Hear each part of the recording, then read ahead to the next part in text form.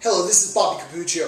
I just got done reading Frank Ferenczak's The Ultimate Fitness Formula on PTontheNet, and I think Frank Ferenczak has a very rare and therefore valuable combination of intellect and empathy. And I was reading through this, a lot of ideas came to my mind.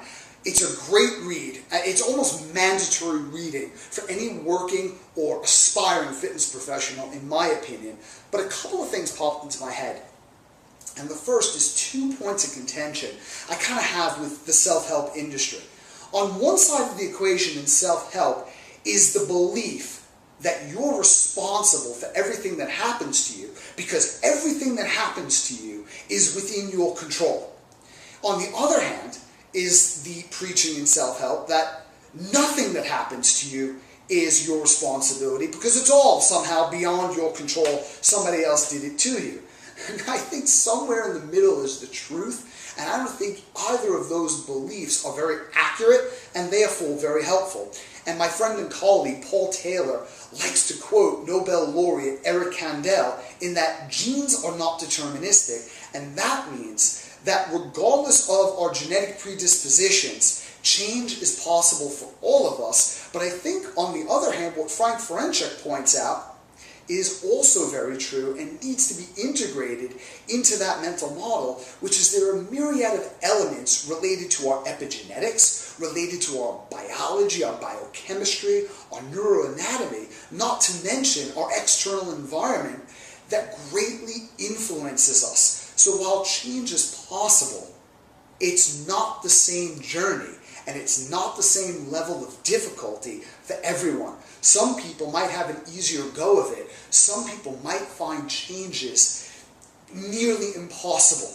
Maybe the hardest thing they've ever had to struggle with. And psychologist Eric Berne, back in 1964, put out a book called Games People Play. This is a brilliant read, and I would recommend it to everybody watching this right now.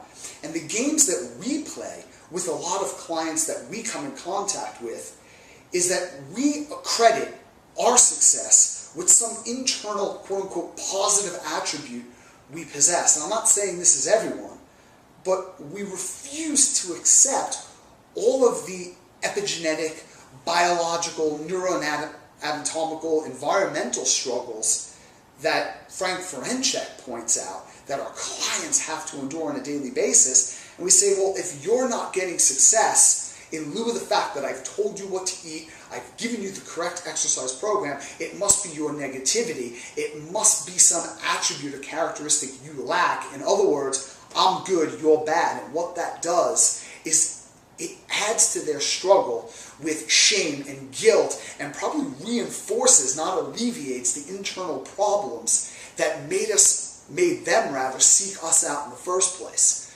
So not only is it not helpful, it's not accurate, and a lot of times it's very harmful. So what do we do? And to answer that, I love the quote from playwright George Bernard Shaw when he says, "This is the true joy in life, the being used for a purpose, recognized by yourself as a mighty one. The being a force of nature instead of a feverish and selfish clod of ailments, complaining that the world will not devote itself to making you happy." And I think there are 2 points of insight there that are invaluable. One, if we're going to help our clients, we need to help them be used for a purpose recognized by themselves, not by society, not by us, but recognized by themselves as a mighty one. And the second point speaks to what Paul Chek talks about quite often, and that is help them crystallize and expand their vision for what their personal dream is. Because if they're going to make it, they need a dream that is bigger than their current reality. They need a future vision bigger than their current fears, bigger than their current struggles. So we truly do need to be the guide by the side, not the sage on the stage. And I think one of the most important things we can do as fitness professionals is help people make their daily journey. Because the problem is, sometimes people get a clear idea, thanks to our help, of where they want to be in the future, but they don't believe it's possible. They can't see themselves completing that journey. So a lot of times our job is to just help them go as far as they can see, because when they get there, they'll see further.